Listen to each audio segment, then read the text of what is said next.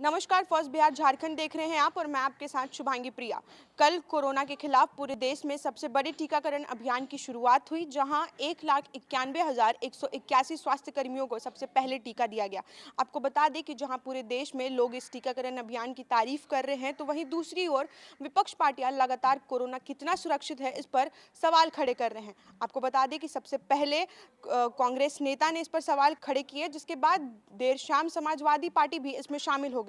कांग्रेस नेता मनीष तिवारी ने कहा कि जब कोरोना वैक्सीन इतना ही सुरक्षित है तो अभी तक सरकार के कोई बड़े नेता ने टीका क्यों नहीं लगवाया। इसके अलावा उन्होंने कहा कि जब किसी भी देश में टीकाकरण अभियान की शुरुआत हुई तो टीका सबसे पहले वहां की मुखिया ने लगवाया। इसके अलावा उन्होंने इंग्लैंड का उदाहरण देते हुए कहा कि जब वहां पर टीकाकरण अभियान की शुरुआत हुई तो सबसे पहले वहां के मुखिया बोरिस जॉनसन ने इसके टीका को लगवाया। विपक्ष के इन सवालों के बाद बीजेपी के बड़े नेता इस पर कूद पड़े और साथ ही उन्होंने इन सारे सवालों को निराधार बताया।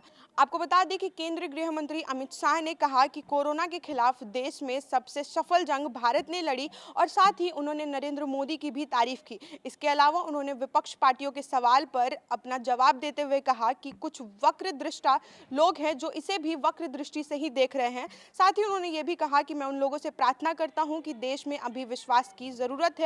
विपक्ष के आरोप लगते ही बीजेपी के दिग्गज मैदान में कूद पड़े। सरकार की ओर से केंद्रीय गृह मंत्री अमित शाह, रक्षा मंत्री राजनाथ सिंह, केंद्रीय स्वास्थ्य मंत्री डॉक्टर हर्षवर्धन और स्वास्थ्य राज्य मंत्री अश्विनी चौबे समेत तमाम दिग्गजों ने वैक्सीन को सुरक्षित बताते हुए विपक्ष के आरोपों को व्यर्थ बताया है।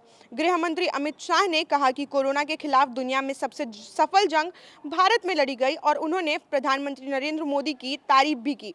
उन्होंने कहा कि मुझे दुख है कि कुछ वक्र दृष्टा लोग इसे भी वक्र दृष्टि से ही देख रहे हैं। साथ ही मैं इन सबसे प्रार्थना करता हूं कि पूरे देश को विश्वास दिलाने की ज़रूरत है और साथ ही पूरे देश को वैक्सीन के अभियान से जोड़ने की ज़रूरत है। तो ऐसे वक्त में ऐसी कोई बात ना करें जिससे दो विचार जनता के सामने आए।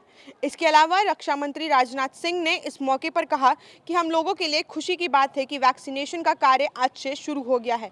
हमने 2 स्वदेशी वैक्सीन बना ली है और 4 वैक्सीन और आने वाली है।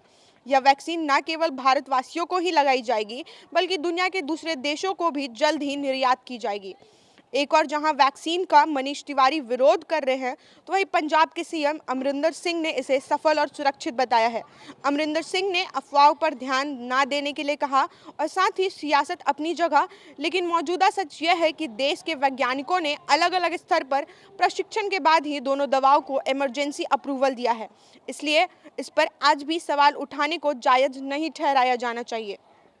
ऐसी तमाम छोटी बड़ी खबरों के लिए देखते रहिए फर्स्ट बिहार झारखंड और अभी तक आपने हमारे चैनल को सब्सक्राइब नहीं किया है तो लाइक, शेयर और सब्सक्राइब ज़रूर करें।